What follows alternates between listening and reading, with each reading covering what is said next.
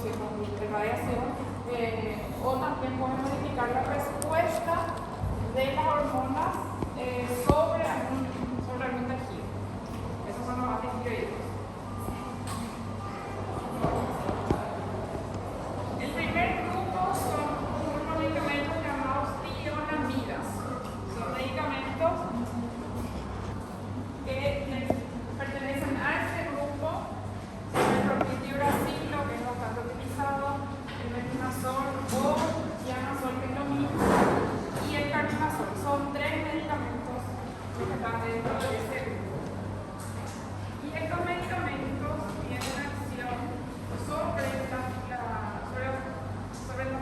la producción de hormonas tiroideas. Para recordar, la producción de hormonas por la tiroides está sometida al eje hipotálamo, hipófisis y la tiroides. Recuerdan que se producía la hormona liberadora de estropina, que estimulaba a la hipófisis para la producción de la hormona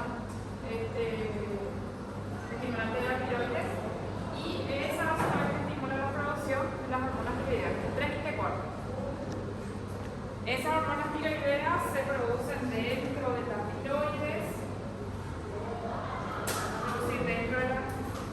tiroides, se producirá a través de la síntesis de tiroglobulina, la unión del iodo a esa tiroglobulina. Pues, Marcos, ¿será que me cerrar bien la puerta, por favor? Y esto, ¿qué pasa? En la luz del coloide se une el iodo a las moléculas de monoiodotirosina o diodotirosina, a las moléculas de tirosina para formar T3 y T4. Eso, una vez que se forma, vuelve a depositarse dentro de la célula de la tiroides, y cuando hay un estímulo se produce la liberación. Cuando hay un estímulo se va a producir la liberación, era directamente como T4 o podría liberarse ya como T3 para actuar sobre los tejidos. Y se transportaba hasta el tejido donde va a actuar para que ejerza su acción ahí. Las tionamidas actúan en dos partes.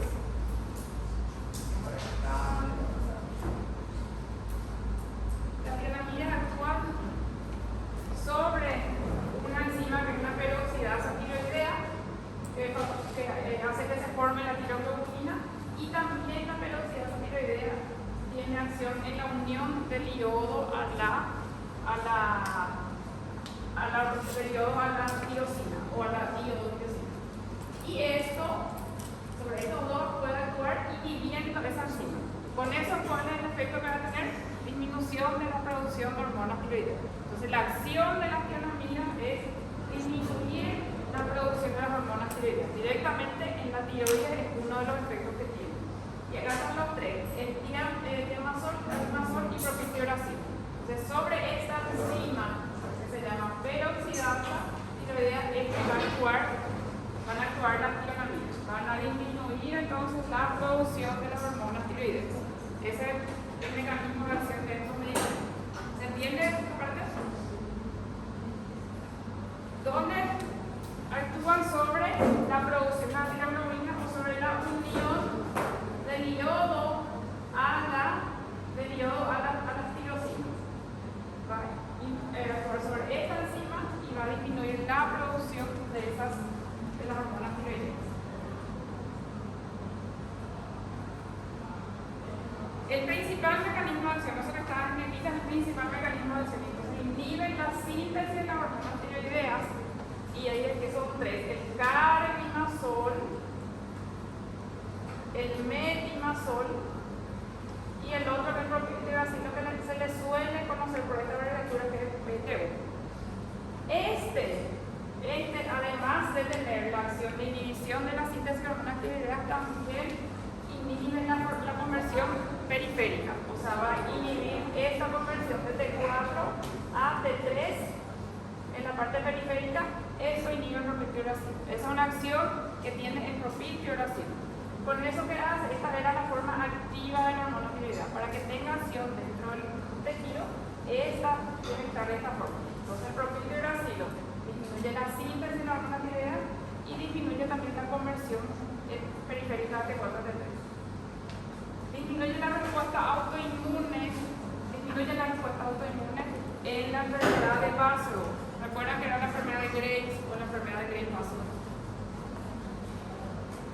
enfermedad se producía oftalmopatía, linfedema pretibial y aumento de la funcionalidad tiroidea.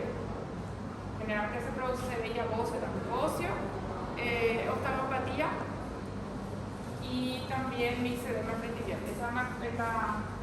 Esa es la entidad que es característica de la enfermedad de Vástago y se produce una hiperfuncionalidad de tiroides y está relacionada con una respuesta autoinmune. Entonces disminuye también la respuesta autoinmune a este medicamento. Disminuye la síntesis de las hormonas tiroideas, disminuye la conversión de 4T3, que es la forma activa, y disminuye la respuesta autoinmune que hay en esta enfermedad también. Acá refiere el periodo de latencia de varios días entre verse el efecto del medicamento. ¿Por qué les parece que se puede ver eso? Demora unos días para que se vea el efecto del medicamento. Empieza a tomar el paciente el medicamento, pero para que se vea la acción del medicamento tiene que pasar unos días.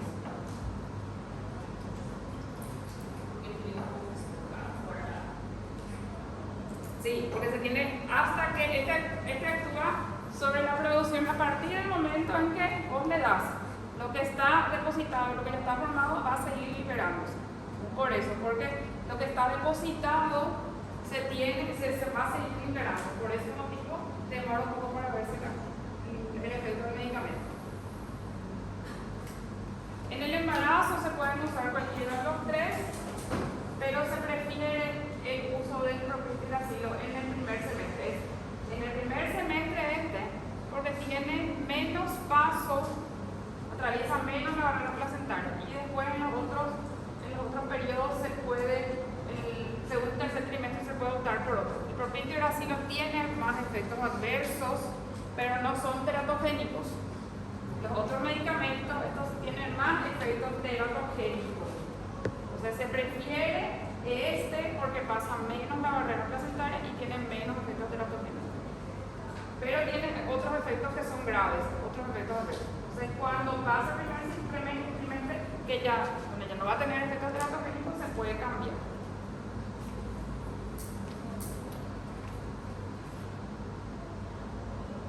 Entre los efectos adversos, aparte de que puede producir, si nosotros le hacemos sobredosis o le hacemos dosis muy altas ya al paciente, puede llevarlo al otro extremo. Si le estamos dando por hipertiroidismo, podemos llevarlo al hipotiroidismo. Eso es algo que se puede ver por la dosis del medicamento. Y también se pueden ver leucopenia, o sea, disminución de glóbulos blancos, que si es que no baja mucho los valores, no es importante, puede seguir utilizando el paciente. Puede producir algún cuadro de fiebre, eso sí, si tiene fiebre tiene que suponer, si tiene faringitis tiene que suponer el paciente la medicación.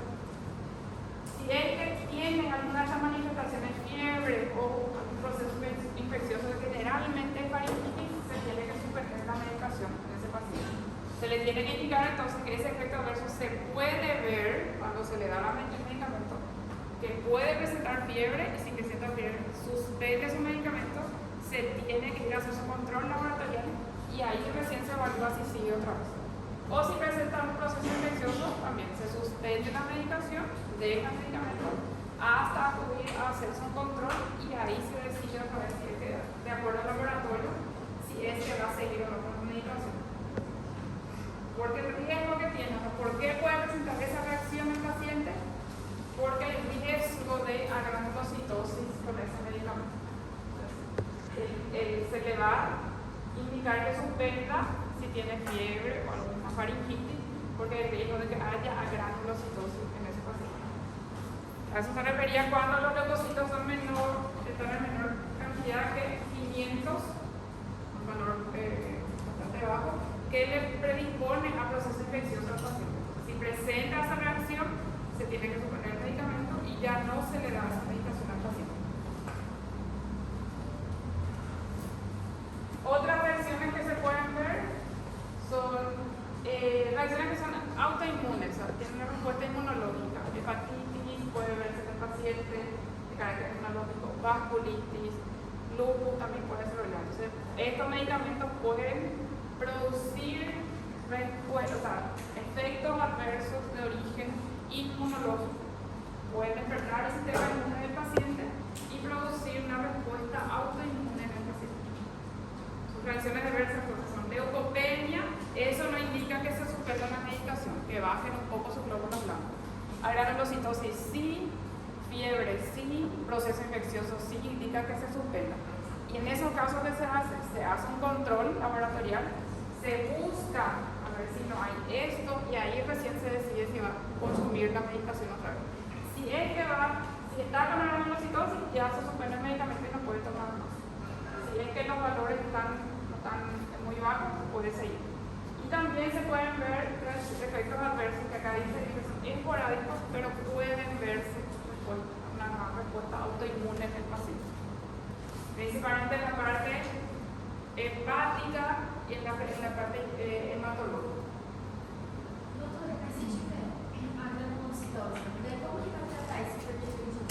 Y se tiene que buscar otro medicamento para no los de este grupo.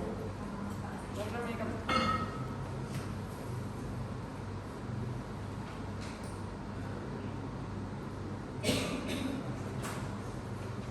Para recordar los efectos que tenía la hormona tiroidea, vimos que tiene efectos sobre la parte neurológica, gastrointestinal, cardíaca, ósea, hormonal, sobre los principios, sobre los macronutrientes también. Las manifestaciones que veíamos en el hipertiroidismo, que era todo lo contrario que vimos en el hipotiroidismo. Acá el paciente tiene nerviosismo, puede estar irritable, suele tener pérdida de peso, eso era opuesto a lo que llaman el hipotiroidismo.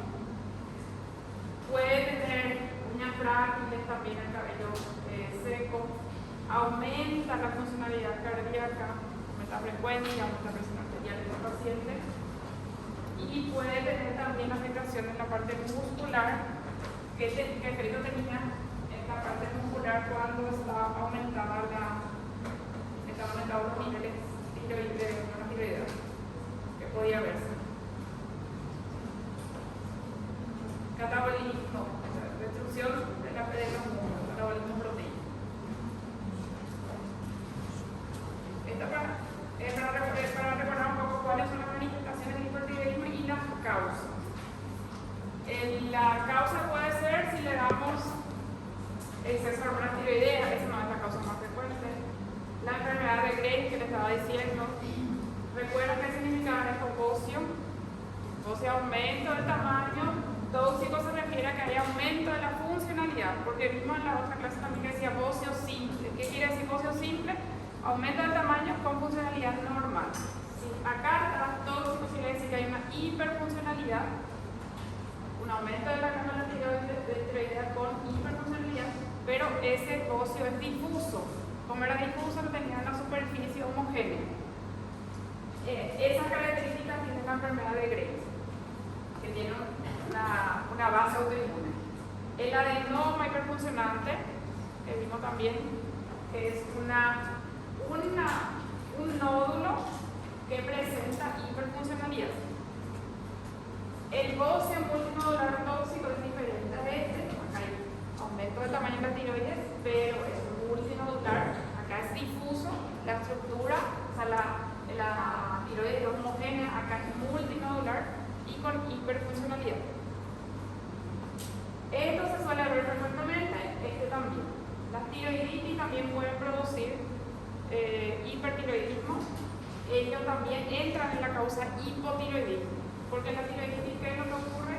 La tiroides es un proceso inflamatorio que puede ser un proceso, algo que es pasajero nomás, o puede ser algo que se va a quedar de forma permanente. Pero cuando estamos hablando de tiroiditis, está hablando de un proceso inflamatorio.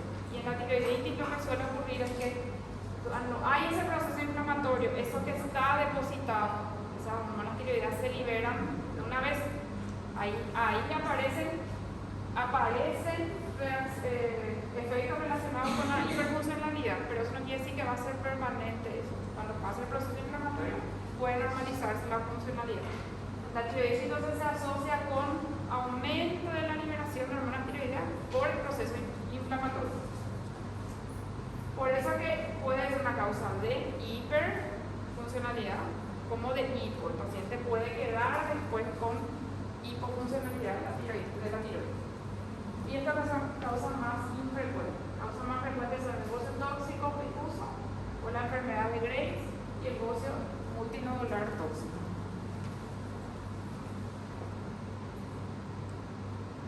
Para recordar los valores normales, hasta 4.5 o 5 suele ser la TSH normal, la T4 normal. Y hablábamos de trastorno primario cuando la TSH está baja y la T4 está alta. Si la T4 está alta, hay aumento de la funcionalidad de la tiroides. Y si es que la TSH está baja, quiere decir que la tiroides está produciendo de más y esto está bloqueando la secreción de TSH.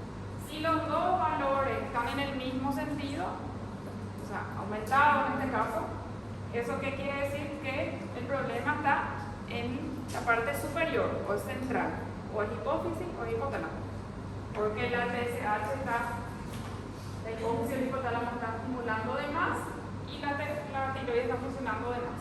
En este caso, la tiroides está funcionando de más y está se está inhibiendo la secreción de TSH porque ya hay suficiente T4. Si los valores son opuestos, es el trastorno primario. Si los valores tienen el mismo sentido, el trastorno es secundario.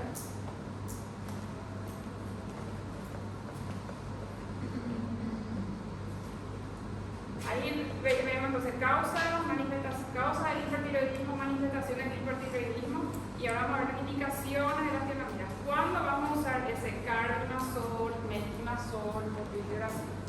Estos tres medicamentos.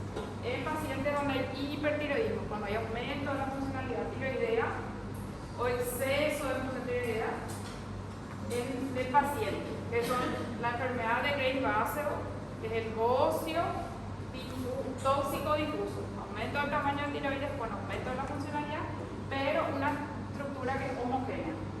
Y el hipertiroidismo asociado al bocio multinodular tóxico.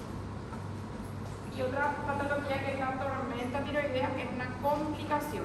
Así como teníamos el coma mixedematoso como la complicación del hipotiroidismo, la complicación del cuadro de hipertiroidismo se llama tormenta tiroidea. En esta patología donde hay hipertiroidismo, generalmente se trata con fármacos, como refiere. Se suele hacer cirugía en pacientes que tienen problemas para deglutir, por ejemplo, que es la compresión mecánica de la tráquea, o sino también para la deglución. Cuando hay compromiso, cuando le molesta al paciente, está indicado la cirugía. Pero el paciente siempre tiene que estar compensado. El paciente que está hipertiroideo no se puede operar si no se controla la funcionalidad, porque se va a producir una tormenta tiroidea. El paciente que está con hipotiroidismo se tiene que compensar para la cirugía, porque también puede desencadenarse un coma mixedematoso, porque una de las causas del coma mixedematoso puede ser una intervención quirúrgica también. Entonces, para que se opere tanto con antecedentes de hiperfuncionalidad como hipofuncionalidad, tiene que estar compensado ese paciente. Está contraindicado en la tiroiditis la administración de las tionamidas. ¿Por qué está contraindicado? Porque les dije que lo que ocurre en la tiroiditis es una liberación de las hormonas que ya se están produciendo, de las que ya están producidas. Se liberan más lo que están depositados. Entonces, no es que está produciendo de más, está liberando lo que está depositado. Entonces, si es que usa tionamidas, después se va a producir un hipotiroidismo en el paciente. Por eso no está indicado en la tiroiditis la administración de tionamidas. ¿Se podría hacer T4 en las tiroiditis? Si es que después queda con hipotiroidismo, sí. O sea, en ese caso, si queda con la hipofuncionalidad, puede recibir hormonas tiroideas T4 como ella. Eso sí puede, pero lo que no puede recibir son las tionamidas. Esto está contraindicado. Porque puede quedar con hipotiroidismo, porque le puede producir un hipotiroidismo después. Estos medicamentos se pueden administrar por tiempo indefinido, quiere decir que no hay un tiempo límite para su administración. Si se compensa el paciente y se opera, puede ser que después ya no necesite más. Pero hay pacientes que necesitan tomar toda su vida la medicación. No hay un tiempo límite para la administración de esos medicamentos. Los tres son el hiperglutiuracilo, que es el que tiene también su acción periférica, algo adicional que es la acción periférica, aparte de la acción central que es disminución de la producción. El metimazol o diamazol, que es lo mismo, y el carbimazol. La dosis, generalmente cuando se inicia el tratamiento es mayor y después se va ajustando de acuerdo a la respuesta del paciente. A ver, 75 a 100 miligramos cada 8 horas, pues puede quedar una dosis menor. Acá también 30 miligramos día, cada 12 24 horas pues queda con una dosis menor. Al inicio se hace una dosis que es mayor y después se queda con una dosis que es de mantenimiento. Se refiere a que es una dosis que va menor o la que va a tener que quedar más tiempo ese paciente.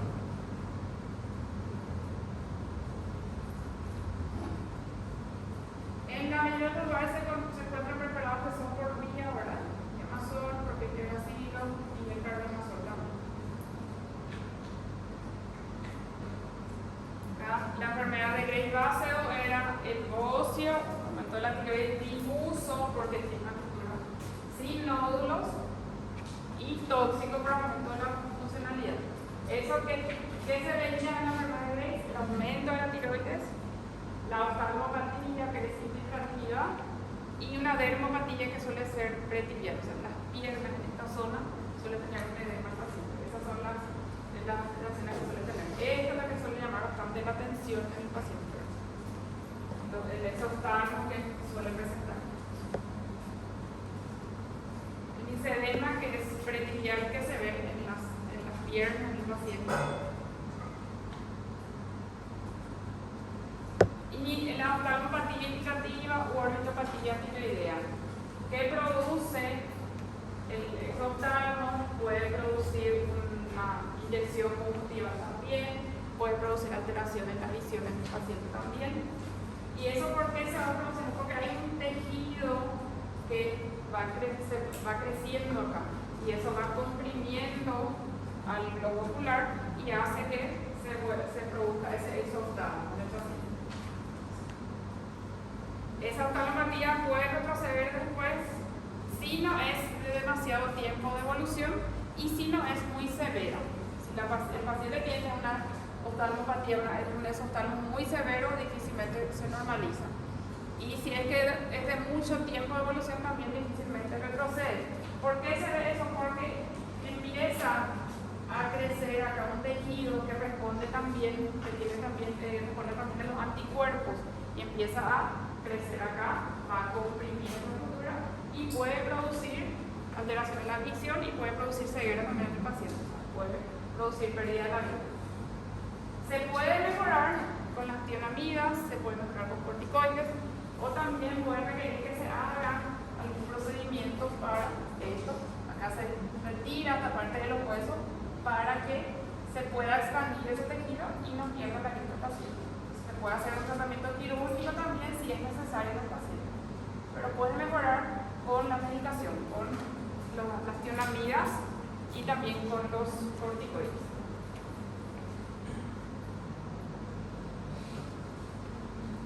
Esta patología tiene una base autoinmune.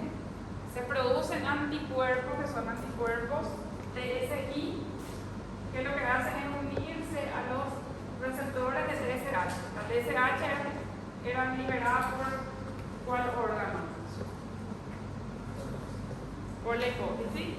Esa TSH se liberada por la hipófisis. Hay receptores para TSH en la tiroides y eso estimula la producción de hormonas tiroideas. ¿Qué hace el anticuerpo? El anticuerpo que se produce en estos pacientes se une a estos receptores, tiene afinidad por los receptores de TSH y estimula la producción de T3 y T4. O sea, ahí produce un aumento de la funcionalidad tiroidea. Esos anticuerpos también van a unirse tienen también efectos sobre la órbita del paciente, por eso se produce la acumulación de un tejido que se llama mucopolisacárido, que es responsable de la oftalmopatía.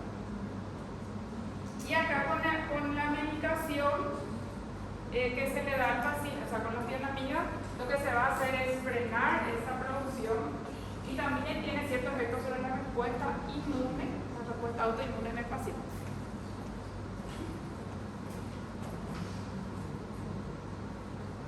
¿Recuerdan entonces ahora cuál es qué es la enfermedad de Graves? Esto se puede tratar con las tionamidas. Va a disminuir la producción de T3 y T4, va a disminuir la conversión de T4 a T3 y va a tener efectos sobre la respuesta inmune en el paciente también, la respuesta autoinmune. Pero puede producir efectos adversos, puede producir leucopenia, puede producir aganglocitosis, puede producir hepatitis, puede producir otra respuesta autoinmune. ¿Cuándo se le indica al paciente que suspenda la medicación? Si está teniendo fiebre o si tiene algún proceso infeccioso. La otra patología que indica que se puede tratar también por este medicamento acá está. Ahí decía primero la enfermedad de Graves y abajo el hipertiroidismo por bocio multinodular tóxico. El bocio multinodular presenta manifestaciones también de hipertiroidismo, solo que no tiene ese componente autoinmune y se ve un aumento de la tiroides con nódulos que son de varios tamaños y que tiene, o sea, aumento del tamaño de la tiroides con nódulos que son de varios tamaños que dan una superficie irregular a esa tiroides. El bocio puede ser gigante también. Esto se ve menos ya ahora. Anteriormente se veía más pacientes que presentaban este tipo de cuadro. Ese bocio ya no va a retroceder, evidentemente, ¿verdad? Tiene que tener un tratamiento quirúrgico. Pero si el bocio no es muy importante y el bocio no es de demasiado tiempo de evolución, puede retroceder, puede disminuir el tamaño. Pero un bocio de años de evolución y muy grande no va a retroceder.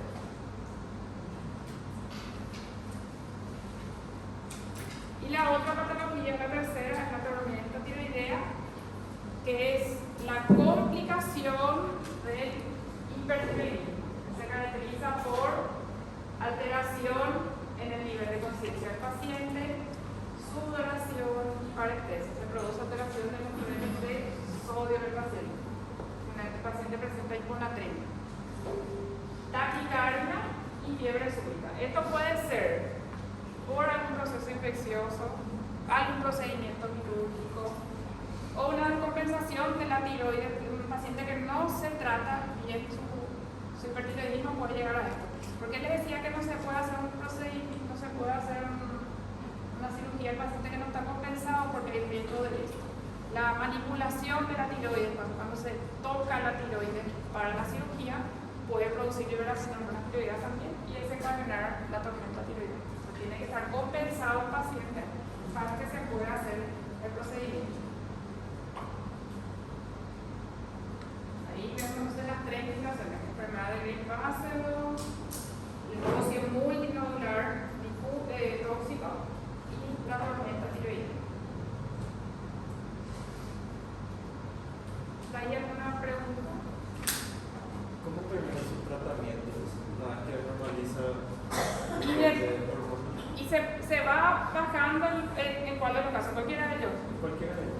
Y se tiene que hacer su control periódico de hormonas tiroideas también. Al inicio es más frecuente, al mes por ahí se puede hacer su control. Y se va teniendo una dosis de mantenimiento. Se puede ver necesidad para sacarlo. Si tu perfil tiroideo se normaliza o le lleva hacia el otro extremo de lo que vos estás haciendo, quiere decir que tenés que bajar tu dosis. Pero solo ajustándole la medicación vas a saber si puedes sacarlo o no, si puedes suponerlo o no su medicamento. Porque Sí. si deja hablar con un doctor. Dependiendo de si es una respuesta autoinmune, en ese caso va a volver a tener el paciente. Incluso en quien se hace una tiroidectomía, si no es total, puede llegar a crecer otra vez. Si tenía un bocio y se hizo una tiroidectomía pero no se sacó todo, puede desarrollar otra vez, puede crecer otra vez que se queda. En el caso del embarazo, se usaban elementalmente porque pasa menos la barrera placentaria y después se pueden utilizar estos medicamentos porque tienen más efectos teratogénicos. Entonces, lo que hay que proteger es los primeros meses a la paciente. Se tiene que controlar la funcionalidad y evitar que llegue al hipotiroidismo, porque si no, vamos a producir otra complicación a este paciente.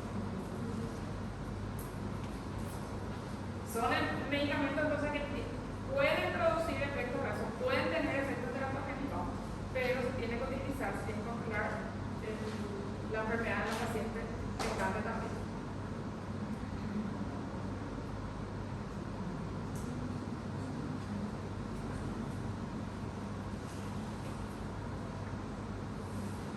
¿Alguna pregunta de la parte de tionaminas, que son los medicamentos que vamos a usar para el tratamiento de esta patología que vimos? Otro tratamiento también que es antitiroideo, porque yo decía que al inicio del antitiroideo pueden ser medicamentos que disminuyen la producción de hormona tiroidea, pero que también tienen efecto, otro tipo de efectos en la tiroides. El ioduro o la solución de Lugol también tiene una acción sobre la producción de hormona tiroidea, disminuye la producción de hormona tiroidea, ese es su principal efecto, pero también disminuye la conversión de T4 a T3. ¿Por qué el iodo, que es necesario para la producción, también puede tener ese efecto? Porque generalmente el exceso de iodo también puede bloquear la tiroides. Y acá, uno de los efectos es acá. Disminuye la liberación de las hormonas tiroideas, disminuye su conversión de T4 a T3 y también inhibe la producción. Estaba al inicio en otro gráfico. ¿Ya? El ioduro también puede actuar sobre la peroxidasa, también puede inhibir la peroxidasa. Entonces, ¿qué hace? Disminuye la producción también de hormonas tiroideas. Va a actuar acá, disminuyendo la producción de hormonas tiroideas porque disminuye la acción de la peroxidasa, y actúa acá también disminuyendo la liberación de las hormonas tiroideas. Una dieta con necesidad de yodo, suplemento. Pero no el ioduro, el yodo de la otra forma, el yodo, no el ioduro.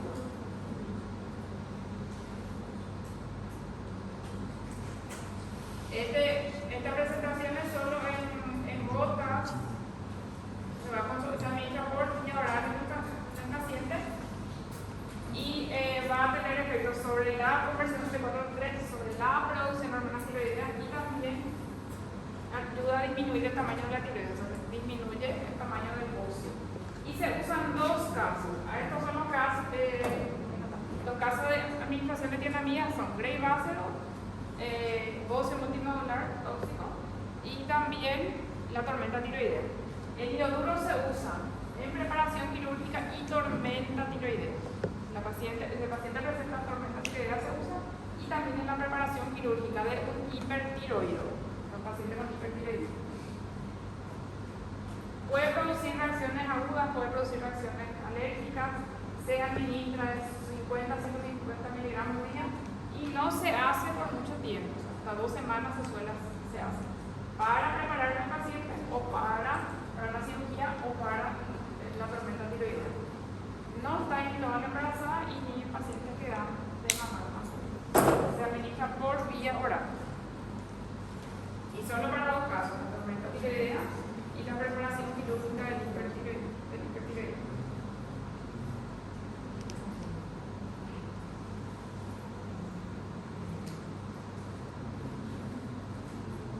La acción que va a tener es sobre la peroxidasa, por eso inhibe la producción también de la hormona tiroidea y también sobre la liberación.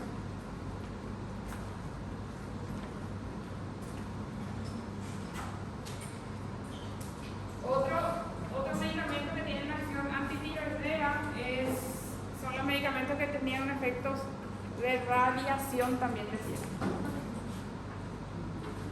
En este caso el iodo radiactivo, que se administra también por vía oral.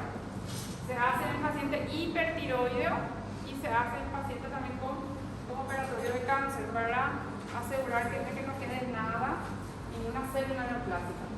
¿Y cuál es el mecanismo de acción? Va a disminuir también la funcionalidad de la tiroides, pero por destrucción de las hormonas. Estos son Es un iodo también, que es un radioisótopo que se une a las células tiroideas y destruye.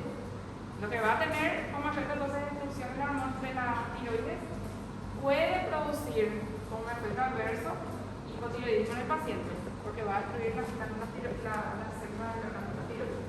Este medicamento se da una sola vez, su dosificación es en microcurie, se calcula por kilo peso y generalmente se hace una vez. Se puede repetir en algunos casos, si no se resolvió el hipertiroidismo del paciente o se piensa que quedó algo, una célula neoplásica, se puede repetir a los 3 o 6 meses. Una dosis más se puede hacer.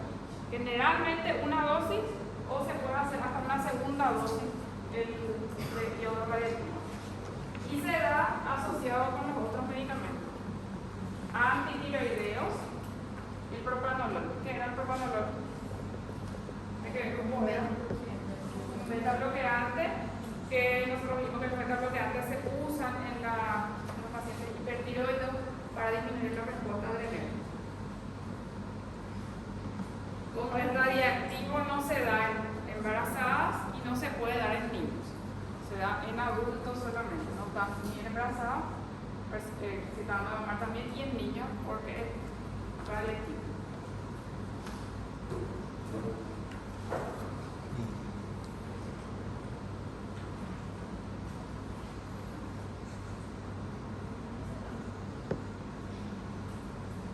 Otros medicamentos son los beta bloqueantes, el propranolol que más se utiliza entre ellos.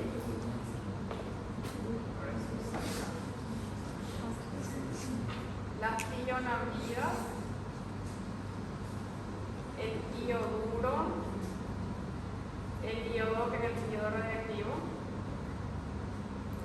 y los beta bloqueantes. El que más se utiliza es el propranolol.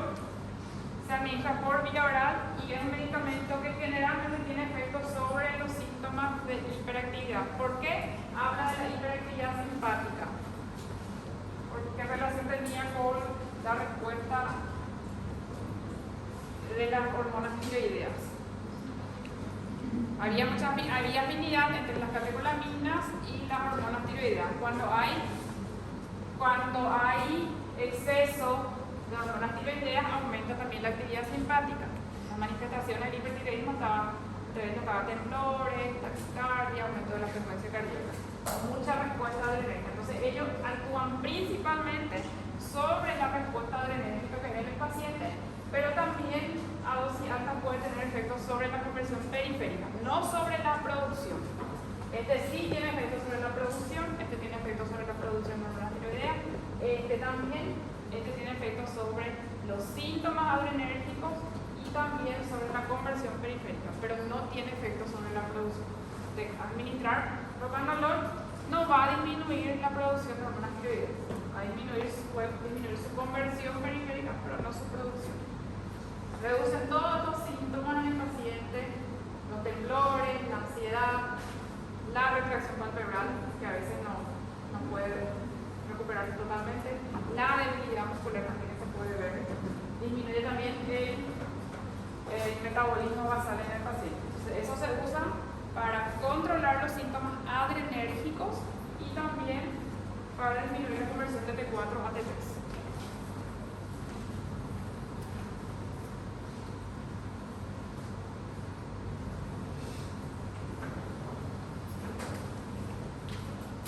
Los metabloqueantes pueden disminuir la respuesta adrenérgica y también la conversión de T4 a T3.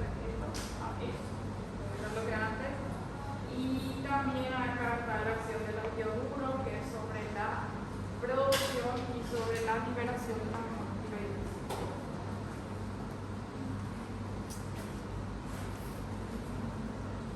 Se utilizan en las crisis tirotóxicas, es tormenta tiroidea. Esto es tormenta tiroidea. Crisis tirotóxica o tormenta tiroidea en la preparación prequirúrgica, el paciente que se le tiene que operar, y se puede usar en tiroiditis. ¿Por qué en tiroiditis? Porque no va a frenar la producción de las hormonas tiroideas, solo va a frenar la acción de esas hormonas tiroideas que están depositadas y se están liberando en el paciente.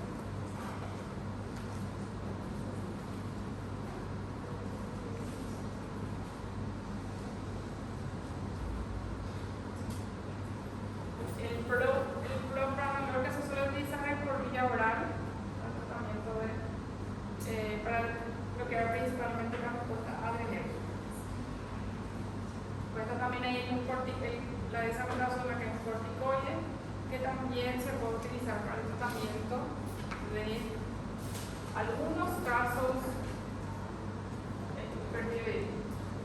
Los corticoides se utilizan porque disminuyen la secreción, no actúan sobre la producción, actúan sobre la secreción y la conversión también de T4 a T3. Se van a disminuir la respuesta y se pueden asociar con otros medicamentos para su administración. Se utiliza en casos de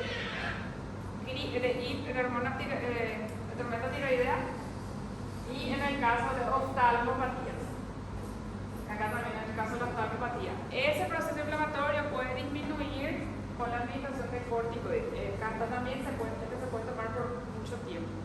6 a 12 semanas se puede quitar. Entonces, para la tormenta tiroidea y también para la oftalmopatía se pueden usar los corticoides.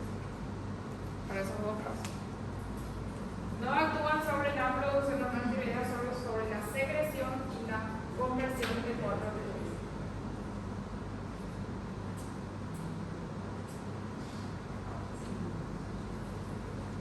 En el tratamiento de la tormenta vimos que se pueden usar varios medicamentos, tanto la antihistamínicas como el iodo, los beta-bloqueantes y los corticoides. El tratamiento de la tormenta tiroidea se hace principalmente con propiltiuracilo. ¿Por qué se prefiere este medicamento? A dosis bastante altas se usa por vía oral o por vía rectal igual. ¿Por qué les parece que el propiltiuracilo es lo que se va a elegir? ¿Cómo? Porque va a inhibir la producción, pero también disminuye la conversión periférica. Ese otro efecto no se veía con las otras tiramidas, ni con el metimazol ni con el robimazol. El propiltiuracilo es el que disminuye la conversión de T4 a T3. Entonces el efecto más rápido, porque es una urgencia en el paciente, se va a ver con ese medicamento. Por eso se elige el propiltiuracilo. ¿Está bien? La administración de ioduro también es una tenía como indicaciones. El ioduro, el que se hace acá, no es el iodo reactivo. El ioduro, la tormenta tiroidea, se va a administrar también. Eso se administraba en tormenta tiroidea y en el prequirúrgico del paciente. Primero se hace el antitiroideo, y después se administra el ioduro. ¿Y hasta cuántos días se podía administrar? 15 días. Hasta 15 días, 10 a 14 días se puede. El propanolol, que es el propanolol que actúa sobre la secreción y sobre la conversión de T4 a T3 y también sobre las manifestaciones adrenérgicas, se puede administrar también en el paciente en la tormenta tiroidea, por vía oral o por vía endovenosa. Entonces, ese disminuye la secreción glandular, la conversión de T4 a T3 y también las manifestaciones adrenérgicas. Esto se usa todo junto en este caso porque es una urgencia. Y los corticoides, que disminuyen la conversión también de T4 a T3, se pueden utilizar, ahí en ese caso es por vía endovenosa. El corticoide que más se utiliza es la dexametasona. El propiltiuracilo se hace por tiempo indefinido, el ioduro por 2 semanas máximo, el propanolol se puede hacer por tiempo indefinido también, y los corticoides se pueden hacer, en ese caso va a recibir mientras está con la tormenta tiroidea, y en el caso de la oftalmopatía puede recibir por 4 meses aproximadamente.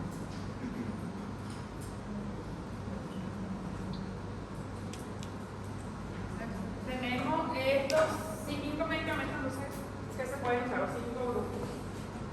Están acá las tionamidas, el ioduro, el iodo reactivo, los beta-bloqueantes y los corticoides. El iodo reactivo, que se hace una sola vez, se administra por vía oral, se usa para el hipertiroidismo o pacientes con operados de neoplasia.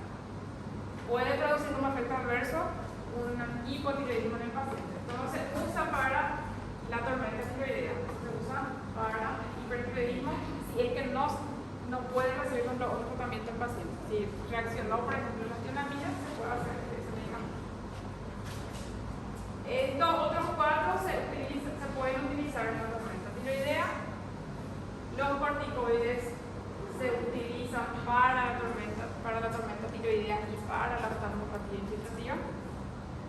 Los beta-bloqueantes se utilizan para los cuadros de hipertiroidismo general, puede ser enfermedad de Grácero, puede ser el bócio multinodular, puede ser tormenta tiroidea. Para todos los casos se puede utilizar para disminuir la respuesta de energía por tiempo indefinido también. El yoduro se usa hasta 2 semanas, una vez al día hasta 2 semanas, para el hipertiroidismo y para la preparación prequirúrgica y la tormenta tiroidea. Y las tironamidas también se pueden utilizar y por tiempo indefinido. La acción que tienen son diferentes también. ¿Cuáles no actúan sobre la producción de hormonas tiroideas? ¿Cuáles no tienen efecto? Y corticoides. Ellos no van a actuar sobre la producción. El hierro reactivo sí va a disminuir la producción porque daña la tiroides, porque destruye la tiroides. Estos sí actúan sobre la producción de hormonas tiroideas. Saber el mecanismo de acción de esos medicamentos. ¿Cuáles disminuyen la conversión periférica?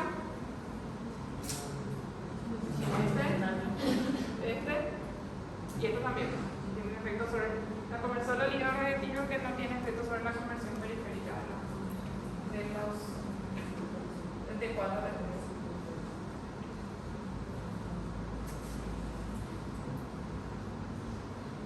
Ahí tenemos esos primeros que están arriba son T4 y T3, pero seguimos la parte de hipotiroidismo que se usan para el tratamiento del hipotiroidismo. ¿En qué casos se usaba T3? Coma mixedematoso. En los otros casos de hipotiroidismo se tenía que usar de preferencia T4. Levotirosina o T4 se utilizan en la mayoría de los casos y T3 se utiliza en el coma mixedematoso. Los efectos adversos que se asocian a las hormonas tiroideas son solo efectos de exceso de hormonas tiroideas, un hipertiroidismo. Los medicamentos que tienen acción del tionamida, propiltoracil, metivazol, carbimazol, son medicamentos que van a actuar sobre la producción de hormonas tiroideas y sobre la conversión de T4 a T3 y propiltoracil. Ellos se usan para cuadros de hipertiroidismo. En el paciente se puede utilizar por un tiempo indefinido. Entre sus efectos adversos, ¿cuáles están? Leucopenia, ¿cuál es un efecto grave? Granulocitosis. Y algunas respuestas autoinmunes que son más infrecuentes, pero pueden verse. El ioduro, la solución del Lugol, que se administra por vía oral, disminuye la producción y la conversión de T4 de producción de hormonas tiroideas. Se usa para preparación prequirúrgica y la tormenta tiroidea. Los beta bloqueantes principalmente bloquean la respuesta adrenérgica, pero también pueden tener efectos sobre la conversión de T4 a T3 y sobre la secreción glandular. El hierro reactivo destruye la tiroides, va a disminuir después la producción de hormonas, pero por destrucción de la tiroides.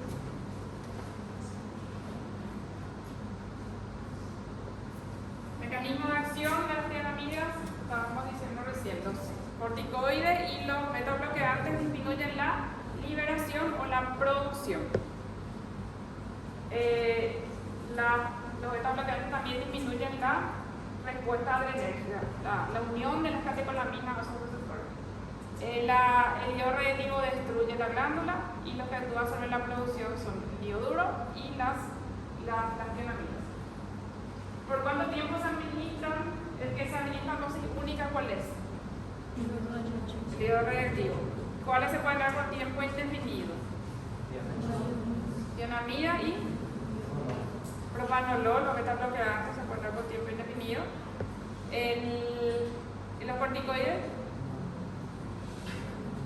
Los corticoides se pueden dar por hasta 3 meses aproximadamente cuando hay oftalmopatía infiltrativa. No es que viene un paciente con hipertiroidismo y yo le voy a dar corticoides, beta-bloqueantes y tionamidas. Eso es para la respuesta en la parte ocular. Las indicaciones de los antitiroideos son hipertiroidismo, hiperfuncionalidad de la tiroides, que puede ser belváceo, bócio multinodular, preparación prequirúrgica de un hipertiroideo. Acá está mezclada ya. Cuando tratábamos el hipotiroidismo subclínico, esa es la otra clase. En el hipotiroidismo subclínico, el nombre ya dice, no tiene clínica. La detección es por laboratorio. Si la TSH es mayor a 10, tiene que tratar. Si la TSH está por encima del valor normal, pero por debajo de 10, se hacen controles periódicos. Se trata entonces cuando la TSH es mayor a 10. ¿Qué teníamos que tener en cuenta para iniciar el tratamiento con las hormonas tiroideas en el paciente? ¿Cuándo teníamos que tener cuidado en los pacientes para iniciar T3, T4? ¿Cómo? No, en gestante podés hacer sin inconveniente. Ahí tenías que hacer nomás lo que vos tenés ahí de diferentes son los parámetros diagnósticos. Pero vos tenías que tener cuidado en pacientes cardiópatas, en pacientes de edad y en pacientes con hipotiroidismo de larga edad. Cuando se utiliza T3, dijimos que es comamixerematoso, también recién dijimos. Cuando en la tiroiditis, ¿qué podemos hacer y qué no podemos hacer? ¿Qué medicamento se puede dar en tiroiditis?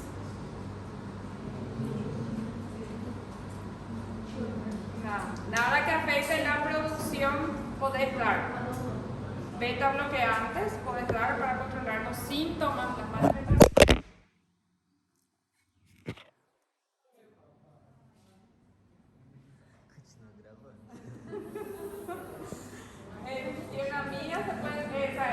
Se pueden dar beta bloqueantes. Puede ser que necesite, si el paciente queda igual con hipotiroidismo T4, pero lo que no se tiene que dar son tienamidas. ¿En qué caso se pueden administrar corticoides? Se administran en la tormenta tiroidea y en el paciente con oftalmopatía severa. ¿Alguna pregunta de ese contenido?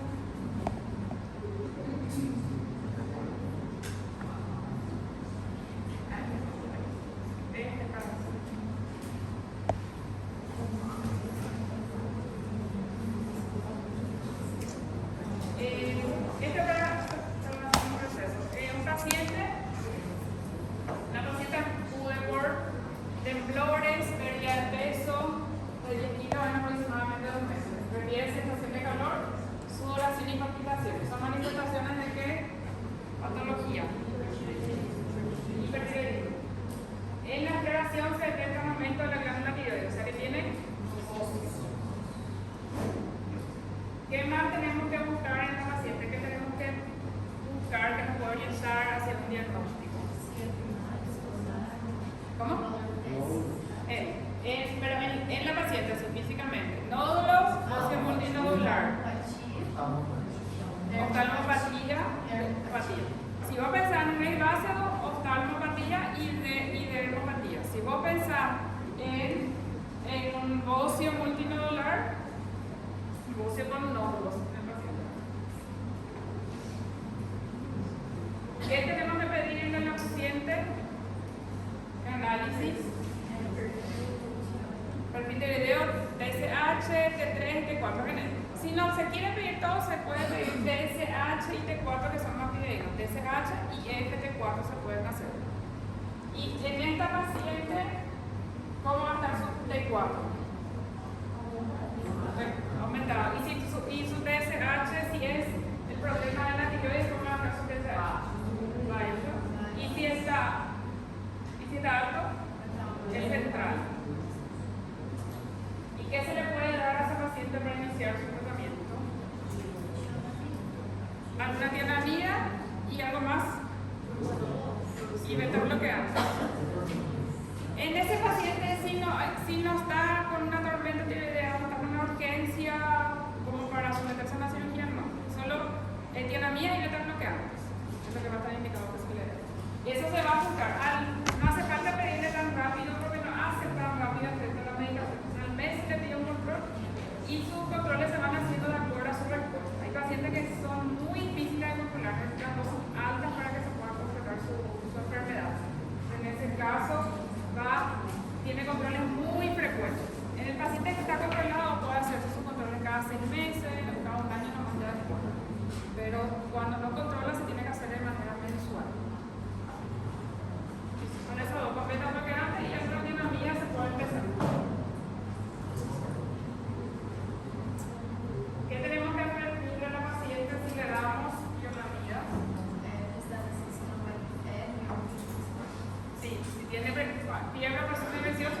suspenda su